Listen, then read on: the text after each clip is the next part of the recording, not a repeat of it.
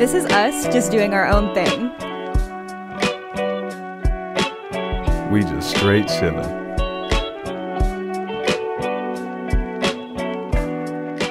He's Ro. She's Meg. It's Meg and Ro in the morning. Good morning. Buenos dias. Okay, so my name is Megan, and I have two things to tell you. First of all, I have a cat. His name is Amaretto. He is 17 pounds, and he is orange and white, and he has beautiful, beautiful green yellow eyes. And if you're watching the video version, you can see a bunch of pictures up on the screen of him. And if you're listening to the audio version, you can go to my Instagram, Slowpoke Megan, and look at him. He's a very good boy. He has been a better boy since my brother and I moved out of our family home because he's an only child now. Is 17 a lot for a cat? Yes. That seems like a fat cat. He's not fat. Well, I call him fat, but he's just a very big cat. He's like a large cat. Okay. Like my mom's cat, Mocha, who is a full-grown adult cat now. He only weighs like 8 pounds or something. He's just small. Gotcha. So like Amaretto is just a large cat, like Right. how they're big dogs and small dogs. Right. Okay. A lot of people think that cats are like just like the same size. Yeah, I think that's the same size. But no. Oh, okay. He's 17 pounds. He's I'm hefty. going through puberty right now. And then I had a dream. We're gonna have to do a one all about dreams, like a podcast episode. Yeah, I'm for it. Because I have the weirdest dreams, and ever since I started fluoxetine, which is the medication that helps me not be so mentally ill. Oh, okay. I was like, what the hell is that? Yeah, it's like the Okay. generic version of Prozac. Okay. It makes my dreams even weirder. Uh-huh. So I had a dream last night, and my dreams, seriously, I can't go on for too long about this because I could go on forever, but it's like I'm in a different universe. It's like a parallel universe to ours, You're on the right? other side. Yeah. Like and in- so, the Stranger Things. Stranger Things, thank you. I had a dream that I was downtown Lufkin. Right. And there was a Louis Vuitton store, Ooh. but it was like abandoned. But if you looked in the windows, there were all of these bags, like perfect, in condition Louis Vuitton bags.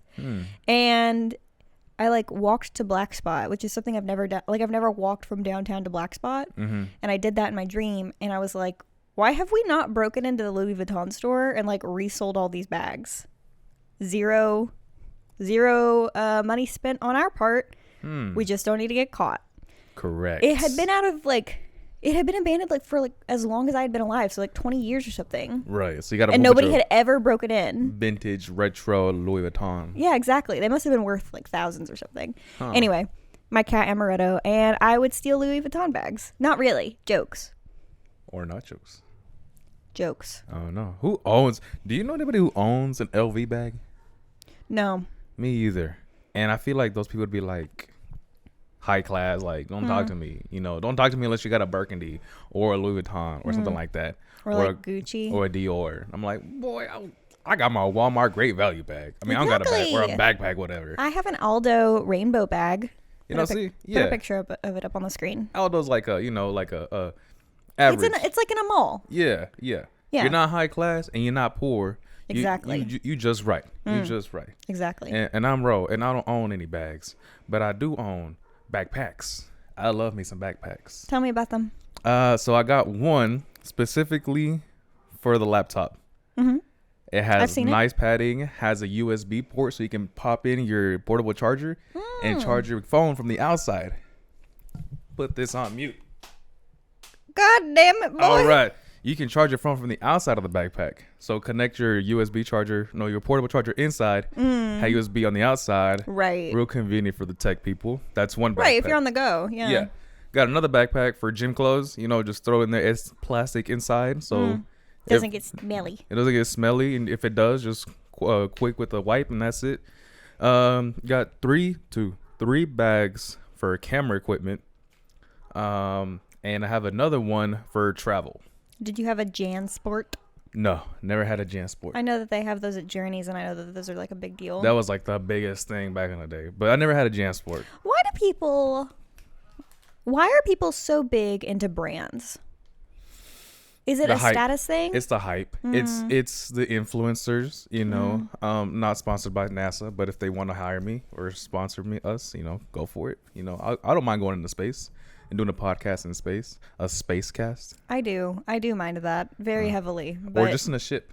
I don't mind being in the shuttle. But I don't know. I think it's just people hyping it up. You know, we see, like, for example, H&M. I thought it was like some high class. Right. But it's not. Right. It's just like a normal. better version of Walmart clothes. Right.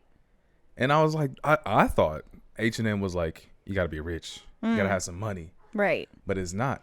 They advertise it that way. That's why people don't want to shop there. Right. But the minute I set foot in the store, you can get a blazer for like $20. Yeah, I mean those pink shorts I bought for $10. Exactly. The I got these blue, jeans for $20. See, like the baby blue jacket I wear is like $20, $25. Right. And like, you can get that at Walmart. They do like fun collaborations with celebrities too. Oh, like they 100%. did one with Blackpink. They always have like a bunch of Disney stuff. They'll have like logos. Man, the outside dogs are loud today. Okay, we've been recording for like 6 minutes now, and we really need to get to the point, because there's going to be people who are watching this who have never watched our program before, and they're going to be like, what are these people talking about? They're just rambling. I'm talking about clothes? No, we're not talking about clothes. We're talking about a rainy day in Lufkin. Texas. Now, I am wearing a suede jacket, so it's not raining today, obviously, because you're not supposed to get suede wet. But last week, my friend Elise came in from Humble, and it was raining, and it was very cold. Yeah, rainy, cold, windy, all the above. Yes, and it wasn't just like a drizzly rain. It was like raining, you know, like downpour. Yeah. Put some rain effects. Like the old elementary song, like rain, like the old man is snoring, something like that. I don't know. It's raining, it's pouring, the old man is snoring. That one. Yeah. Bumped yeah, rain his head, couldn't get up in the morning. Did you know he died? Okay. That poem is about a guy dying. Oh, okay. I hate nursery rhymes. They're so like deep. Yeah. No, they really are. They're really morbid. Like ring around the rosy pocket full. But we weren't snoring. Yeah. We were cruising. We were driving. We were going place to place. Oh my God, it was so nice. In Lufkin, it was dope. Okay, Elise is. If you've listened to some of our earlier episodes, you will not only know her as one of my best friends, but a loyal listener to this podcast. If you check on the Facebook, sometimes she's commented on our posts. I had a loyal listener call me out. Really? Bro, you never shut me out.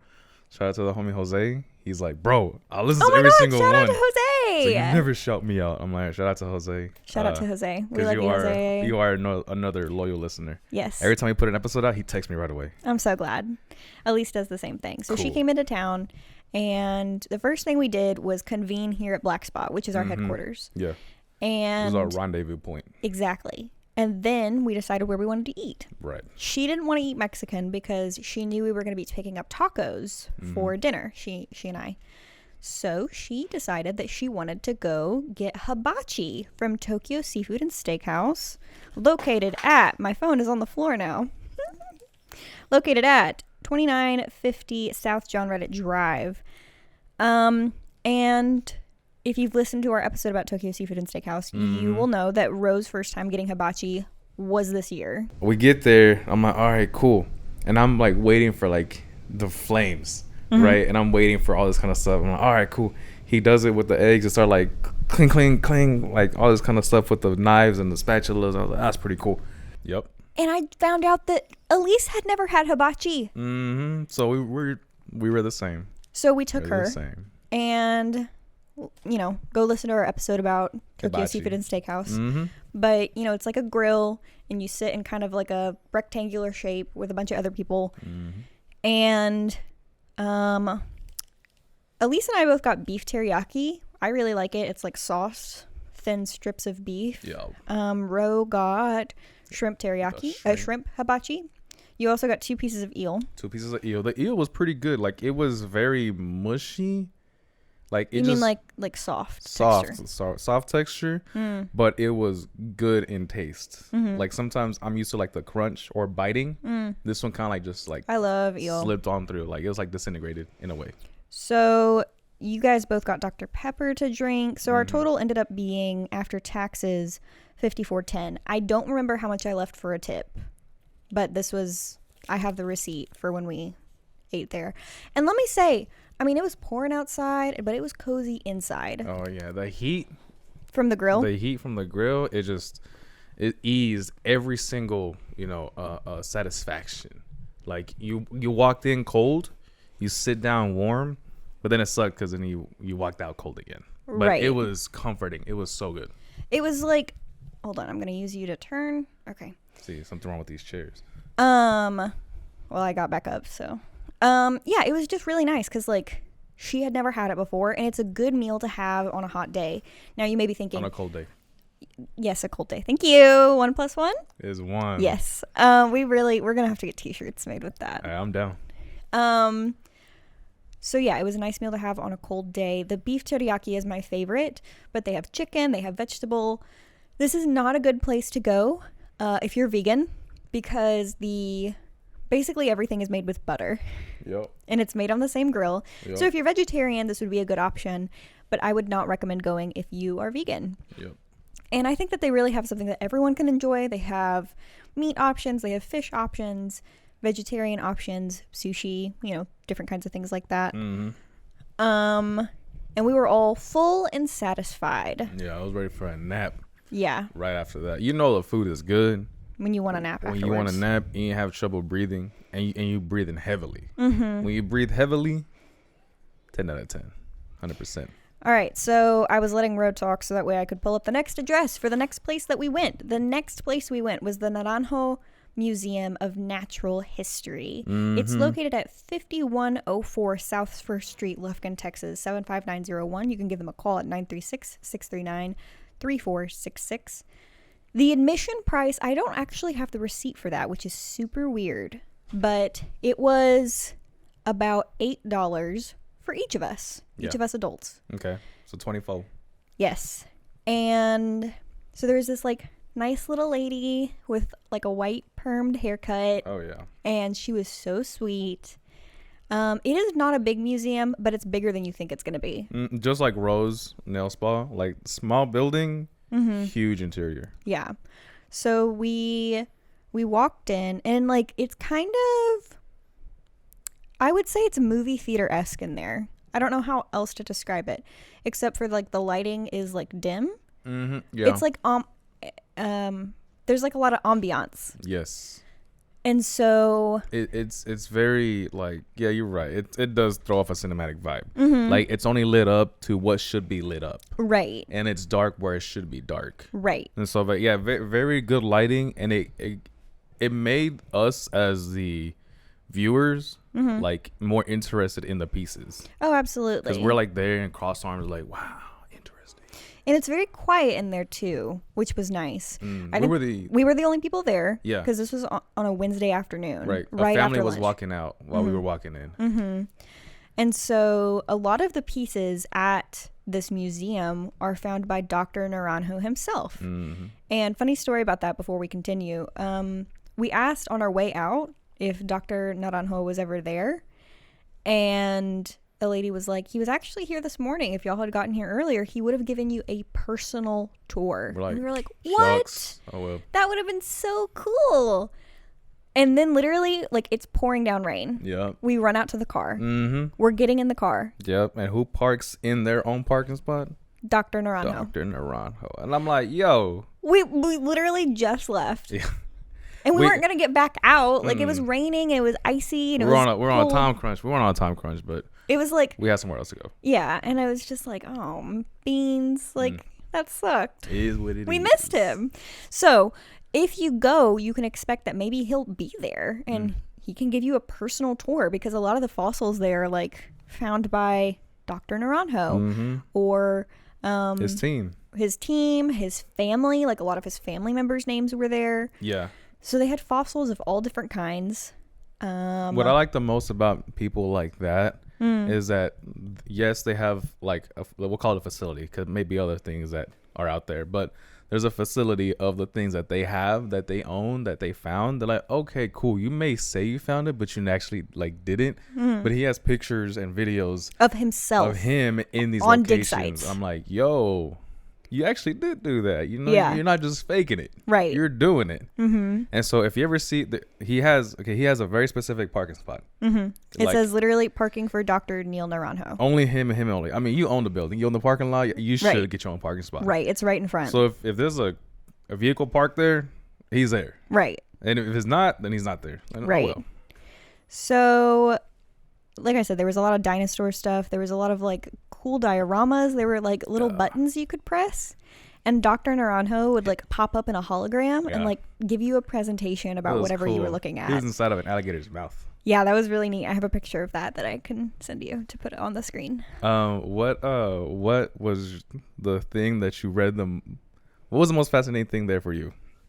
That you learned or you read about, whatever?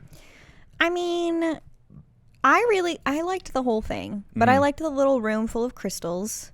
It's a vault. It's a small room full of different kinds of crystals. So I'm sad he didn't find those Ziggies. Ziggy Zagamite. Ziggy Zagamites. It's an inside joke if you don't know, between Ro and I.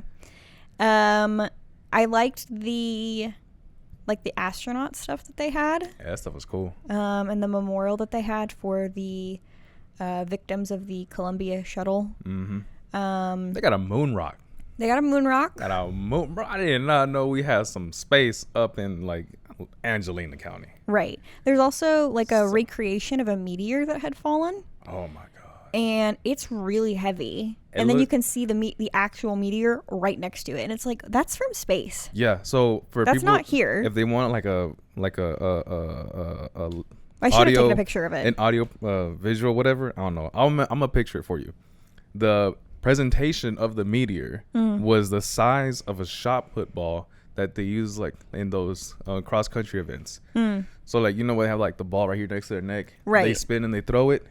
It was about that size. But it was like 20 pounds. Yeah, like this small ball was like about 20 pounds. Just a small ball. So you imagine like a basketball size. Imagine that hurtling towards Earth at thousands of miles per hour. Like it really, this museum made you think. 100%.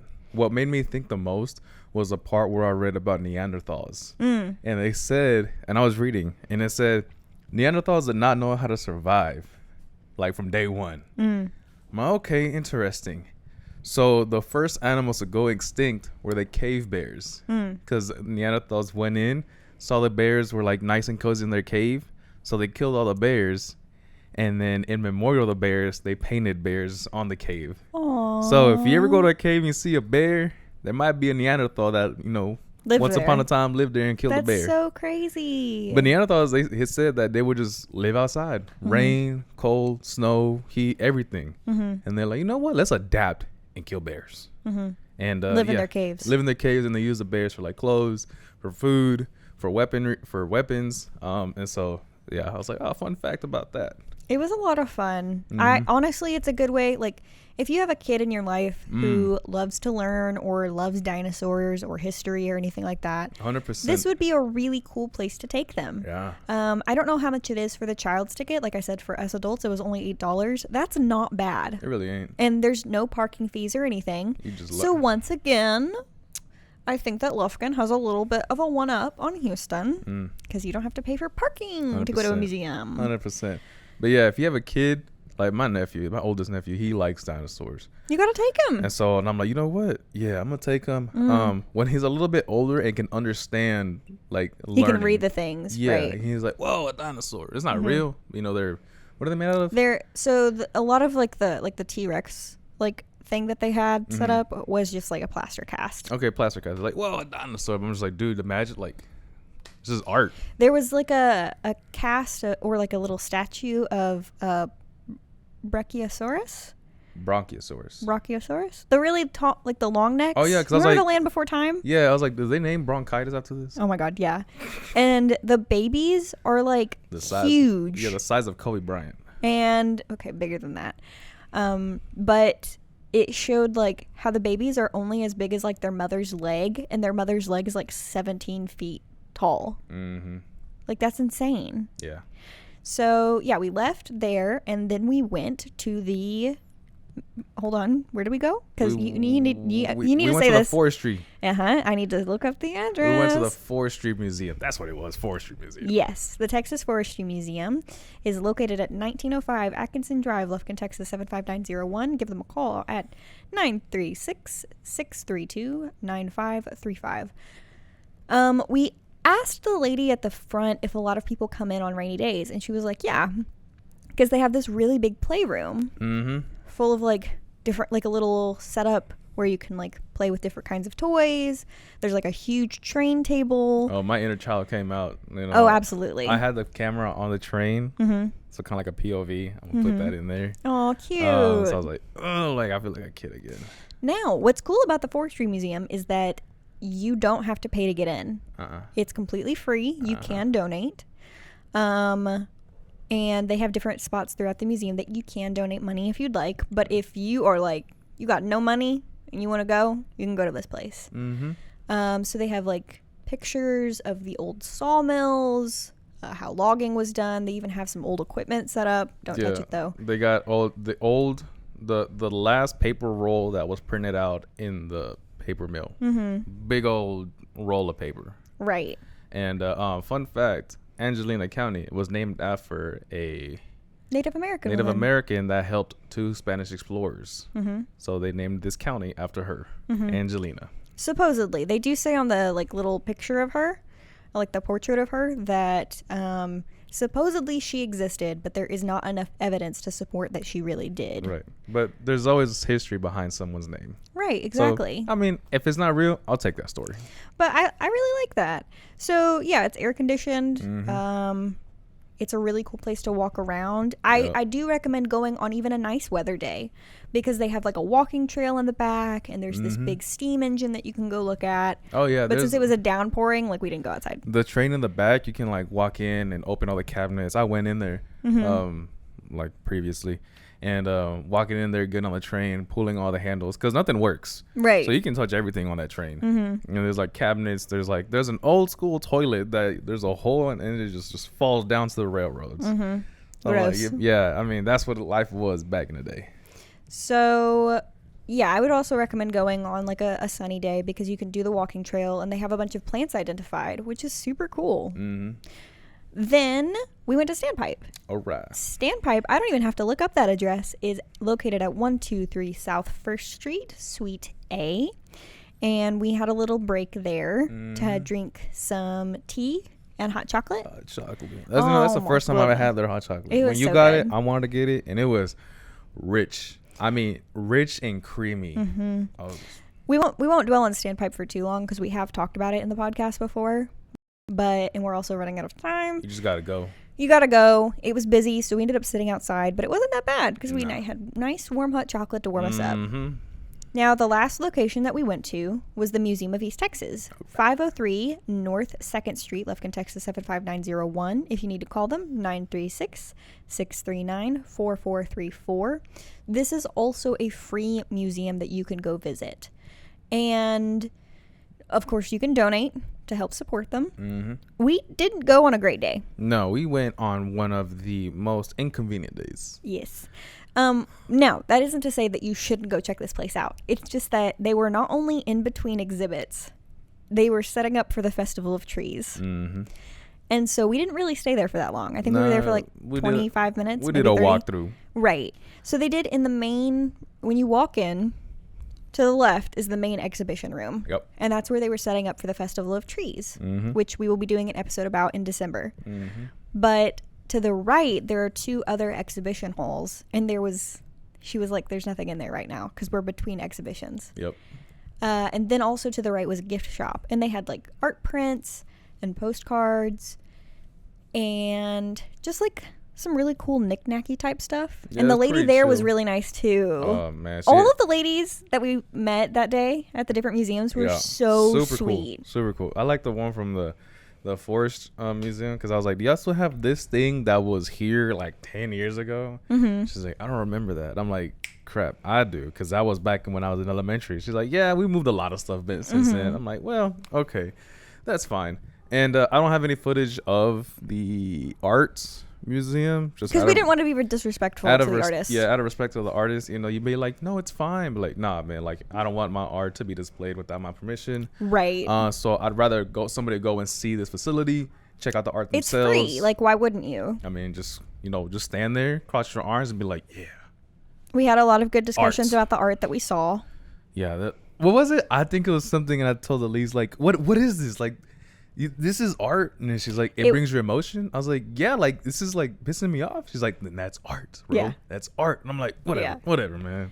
It was a lot of fun. I mean, for a rainy day, we went to 3 museums. Mm-hmm. We spent around $80. Mm-hmm. And we had a good meal. And we learned a lot about, okay, maybe don't go to the art museum in November before the Festival of Trees goes up. Right. But do go to the Festival of Trees. Do go to the Festival of Trees. That's also a free event. Look forward to maybe 2022, Meg and Ro having their own tree. I mean, why not? Maybe we plant a tree and in like 20 years it's a full-grown tree. Oh my God. If you've been to any of these places, let us know. Tell us your experiences. Again, like, we had a great time at every place we went to. 100%. Even if at the Museum of East Texas there was like nothing really to see except for like a few paintings and stuff. Hey, I'm just glad I got some free candy. This was right after Halloween. I took me a good old 2 handfuls, stuffed it in my jacket, and all right, let's go. Let's get out of here. And like I said, the lady who was working there was super duper sweet. Very grandma, like warm hug vibes. Yeah, definitely. So the Forestry Museum and the Museum of East Texas are both free to go to. The Naranjo Museum is $8 for adults. Mm-hmm. And it takes up a good afternoon. I feel like that took about 4.5 hours for us to eat lunch and then to go to all these places. Yeah, I mean, just like the trip we had with Kara. Mm-hmm. I mean, it was about 3 to 4 hours. Mm-hmm. We had, a third of our day filled out, or a third or 1/8. I don't know. But it was good. 1/8. I don't know, man. I don't know math. You don't know math. I know. We're creatives, I not know math people. Yeah, I know math. But yeah, I mean, it was cool. It was fulfilling and stuff that I don't even go to museums. I've never even gone to the Naranjo Museum. But this, I'm like, yo, this is cool. Now you can take your friends. I can take my friends, take my little nephew out, be like, look, dude, you want to search for like fake dinosaur bones? Mm-hmm. There's a little brush and brush away the mulch and you'll find like a fake bone or whatever. Mm-hmm. It's really cool. But yeah, most definitely check out the museums. Most definitely go out and do something, learn something.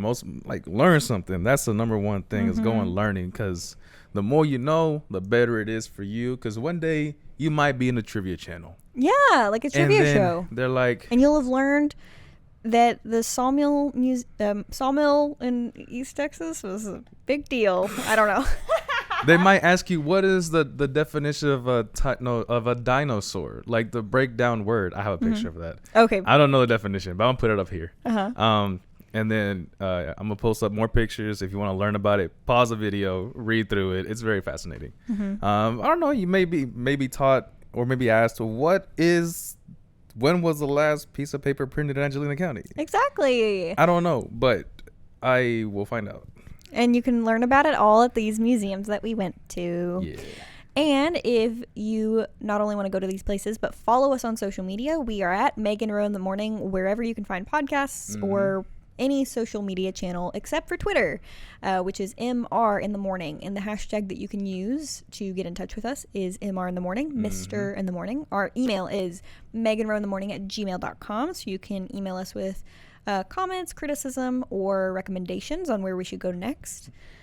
All of the addresses and phone numbers of the places that we visited will be in the description.